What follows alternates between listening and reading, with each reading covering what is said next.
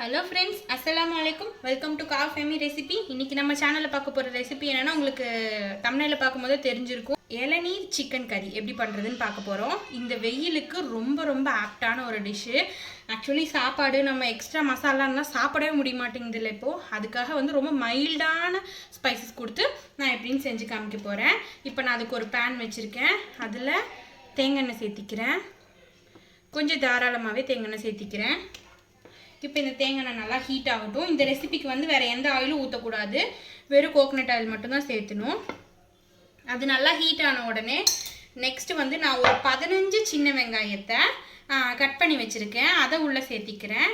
Next ஒரு 5 பச்சை மிளகாவை 2ஆக கீறி வச்சுருக்கேன், அதையும் சேர்த்திக்கிறேன். அவங்கவுங்க காரத்துக்கு தகுந்த மாதிரி சேர்த்திக்கோங்க. நம்ம இதில் எக்ஸ்ட்ரா எந்த ஸ்பைசஸும் சேர்த்த போகிறதில்ல. ஸோ நான் வந்து இதோட காரம் மட்டும்தான், அதனால் 5 பச்சை மிளகா சேர்த்திருக்கேன். இப்போ இது நல்லா உங்களுக்கு வணங்கி வரட்டும். இது நல்லா வணங்குறதுக்கு நம்ம இதுலேயே கொஞ்சம் சால்ட் சேர்த்திக்கலாம். நெக்ஸ்ட்டு பாருங்கள் ஒரு மிக்ஸி ஜாரில் நான் ஒரு இளநீர்லேருந்து உள்ளே வந்து அந்த தேங்காவை எடுத்து வச்சுருக்கேன். அதுவும் 12 முந்திரி பருப்பு, முழு 12 முந்திரியும் சேர்த்து வச்சுருக்கேன். இதை நல்லா வந்து மிக்சியில் பேஸ்ட் ஆக்கிட்டு வந்துடுறேன். கடைசியில் போடுறதுக்காக நான் ஒரு இளநீர்லேருந்து ஒரு 2 பீஸ் மட்டும் இந்த மாதிரி எடுத்து தனியாக வச்சுருக்கேன். மீதி எல்லாத்தையும் பேஸ்ட் பண்ணிட போகிறேன். பேஸ்ட் பண்ணிவிட்டு அப்புறம் உங்களுக்கு என்ன பண்ணுறதுன்னு காமிக்கிறேன். பாருங்கள், இப்போ அந்த ஆயிலே நல்லா வணங்கிருச்சு. இது கோல்டன் ப்ரௌன் ஆகிற வரைக்கும் விடக்கூடாது, அப்போ நம்ம கலர் சேஞ்ச் ஆகிடும். நல்லா உங்களுக்கு கொஞ்சம் ரோஸ்ட் ஆகி வர்றது தெரியும்ல. அந்த வெங்காயம் வந்து கொஞ்சம் வணங்கி அது பச்சை வாசனை போன உடனேயுமே நெக்ஸ்ட்டு வந்து நம்ம இதில் சிக்கனை சேர்த்திடலாம். நான் வந்து ஒரு 1/4 கிலோ அளவுக்கு சிக்கன் எடுக்கிறேன். சின்ன சின்ன பீஸாக போட்டிருக்கு. எனக்கு மொத்தம் 10 பீஸ் வந்துருக்கு. இப்போ இதையும் இந்த ஆயிலே நல்லா ரோஸ்ட் ஆக்கி விட்டுருங்க. இந்த வெயிலுக்கு அங்கங்கே மொக்கா உங்களுக்கு வந்து இளநீ கடை வச்சுருக்காங்க. ஸோ உங்களுக்கு கிடைக்கிறதுக்கு ரொம்ப ஈஸி தான். கண்டிப்பாக ஒரு டைம் ட்ரை பண்ணி பாருங்கள். அவ்வளோ மைல்டாக இருக்கும், சாப்பிடவே இதமாக இருக்கும். நெக்ஸ்ட்டு ஒரு 1/2 தக்காளியை மட்டும் கட் பண்ணி வச்சுருக்கேன் சின்னதாக, அதை சேர்த்திங்கன்னா எச்சா போட்டுறாதீங்க. நான் ஒரு பாதி தக்காளி தான் எடுத்திருக்கேன்.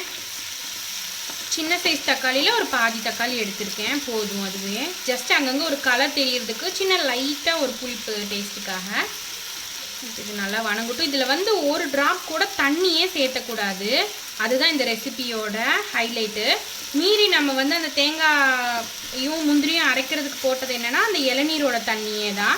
நெக்ஸ்ட் நம்ம இது ஊற்ற போகிறதும் இளநீரோட தண்ணியே தான், வேறு தண்ணியே சேர்த்தக்கூடாது. இப்போ இது குக் ஆகட்டும் கொஞ்சம். நெக்ஸ்ட்டு பாருங்கள், இதில் இஞ்சி பூண்டு பேஸ்ட் சேர்த்திக்கிறேன். இங்கே பாருங்கள், 1 டீஸ்பூன் அளவுக்கு இஞ்சியும் 1 டீஸ்பூன் அளவுக்கு பூண்டும் மட்டும் சேர்த்துனா போதும். 1 டேபிள் ஸ்பூன் இல்லை, டீஸ்பூன், ஸோ கொஞ்சம் கம்மியாக சேர்த்திக்கோங்க. இப்போ இதுவும் நல்லா இதில் கலக்கி விட்டுருங்க. பாருங்கள், இந்த தேங்காய் எண்ணெயில் நல்லா ரோஸ்ட் ஆகிடுச்சு. இஞ்சி பூண்டு பச்சை வாசனை எல்லாம் போயிடுச்சு. இந்த டைப்பில் பெப்பர் தூள் கொஞ்சம் சேர்த்திக்கலாம். நான் வந்து ஒரு 3/4 டீஸ்பூன் அளவுக்கு பெப்பர் தூள் சேர்த்திக்கிறேன். உங்களுக்கு தகுந்த மாதிரி, காரத்துக்கு தகுந்த மாதிரி சேர்த்திக்கோங்க. நம்ம அந்த பவுட்ரு மசாலா ஆட் பண்ணுறது வெறும் இது மட்டும் தான், வேறு எதுவுமே நம்ம இதில் ஆட் பண்ண போகிறதில்ல. இப்போ இதை நல்லா ஒரு மிக்ஸ் பண்ணி விட்டுட்டு நெக்ஸ்ட்டு நான் இந்த முந்திரியெல்லாம் பேஸ்ட் பண்ணி வச்சுருக்கேன்ல, முந்திரியும் தேங்காவையும் இளநீர் தேங்காவையும் அந்த பேஸ்ட்டு இதில் ஊற்றிடலாம். பாருங்கள், நான் இந்த அரைக்கிறது கூட இளநீரோட தண்ணியை ஊற்றியே தான் அரைச்சிருக்கேன். இதுக்கு வெறி தண்ணி எதுவுமே நான் ஒரு ட்ராப் கூட சேர்த்தலை. இப்போ இதை நல்லா மிக்ஸ் பண்ணி விட்டுருங்க.